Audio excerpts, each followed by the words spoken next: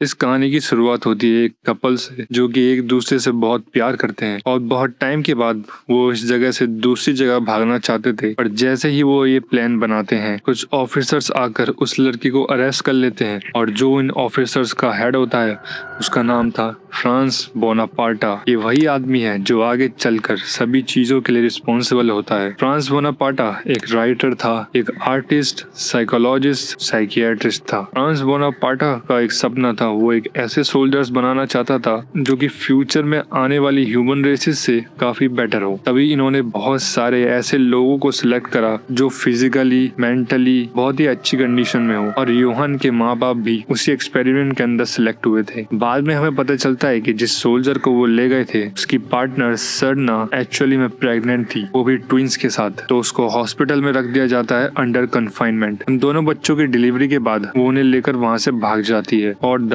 Three frogs building apartment में, जो कि चेडॉक ब्रिज के पास है, वहाँ जाकर रहने लगती है। सरना अपने दोनों ट्विंस को एक जैसा लुक देती है ताकि किसी को पता न चले कि यहाँ दो ट्विंस रहते हैं। इन 1987 फ्रांस बोनापार्टा और उसका असिस्टेंट पीटर चैपेक दोनों उस अपार्टमेंट में आ जाते हैं और उनकी माँ से बोलते हैं कि तुम्हें कोई एक बच्चा हमको देना होगा ताकि हम उसको रेड रोज मेंशन में एक्सपेरिमेंट के लिए ले जा सकें। और जल्दीबाजी में वो आई थिंक कंफ्यूज हो जाती है कि कौन सा बच्चा कौन है, तो वो नीना को उनको दे देती है। बाद में चलकर नीना, जो कि योहान की ट्विन सिस्टर है, उसको रेड रोज मेंशन में लेके आते हैं और वहाँ बहुत सारे लोग होते हैं जिन्होंने उस एक्सपेरिमेंट में फंडिंग करी होती है। बट फ्रांस बोनापार्टा उन सभी को पॉइजन देके मार देता है और ये सब कुछ नीना ने अपनी आंखों से देखा होता है और वह पूरी लाइफ के लिए ट्रॉमेटाइज हो जाती है। और वहाँ से भागकर वो वापस थ्री फ्रॉग बिल्डिंग में आ जाती है जहाँ योहान अकेले होता है, और उस टाइम के दौरान वो फ्रांस बोनापार्टा की लिखी हुई बुक पढ़ता है, द नेमलेस मॉन्स्टर, और यही बुक उसको आगे चलकर उसकी लाइफ के डिसीजन लेने में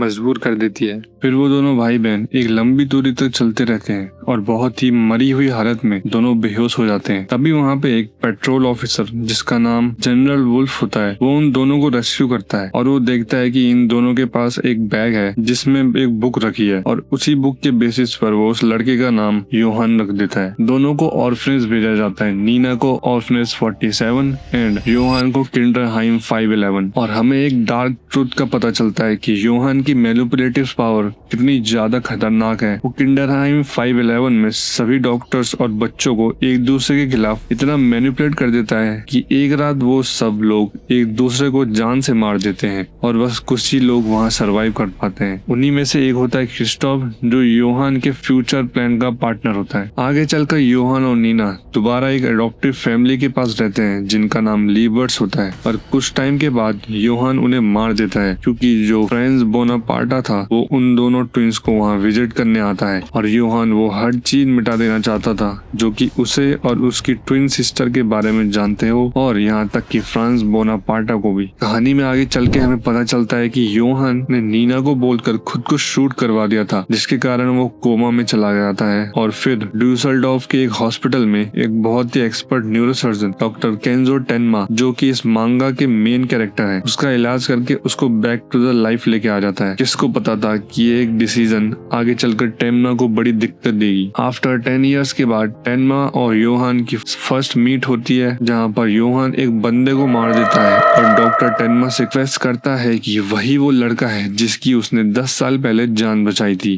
टाइम के बाद योहान काफी ब्रूटली अपने फॉस्टर पेरेंट्स को मरवाता रहता है, सीरियल किलर्स और अपने राइट हैंड रॉबर्ट से। उस कहानी में सबसे बड़ा प्लॉट ट्विस्ट वहाँ आता है जब एक बार एक डिटेक्टिव जिसका नाम रिचर्ड ब्राउन होता है, वो योहान के सारे पास्ट की किलिंग की मिस्ट्री सॉल्व कर देता है और ये भी पता लगा देता है कि कैसे योहान एक फेक लीबर्ट फैमिली के घर में रह रहा था, जबकि असली वाला योहान लीबर्ट तो ऑलरेडी पहले ही मर चुका था। और योहान उस डिटेक्टिव को भी मैनिपुलेट कर देता है और एट द एंड उस डिटेक्टिव की भी मौत हो जाती है। फिर आगे चल के योहान एक बड़े बिजनेसमैन जिसका नाम शूवर्ल्ड था, उसको मैनिपुलेट करके उसका असिस्टेंट बन जाता है और एक दिन डिसाइड करता है कि लाइब्रेरी बुक डोनेशन में उसको भी मार देगा। पर समहाउ उसका ये प्लान एग्जीक्यूट करने का माइंड चेंज हो जाता है और वो शूवर्ल्ड को नहीं मारता। एट द एंड योहान अपने फाइनल सुसाइड के लिए एक छोटे से विलेज में जाता है जहाँ वो एक मैसाकार करता है, बहुत लोगों को मारता है और फिर वो फ्रांस बोनापार्टा से मिलता है जहाँ उसको डॉक्टर टेनमा और बाकी लोग भी दिखते हैं और वो वहाँ से ये लाइन बोलता है, only one thing is equal for all and that is death, ताकि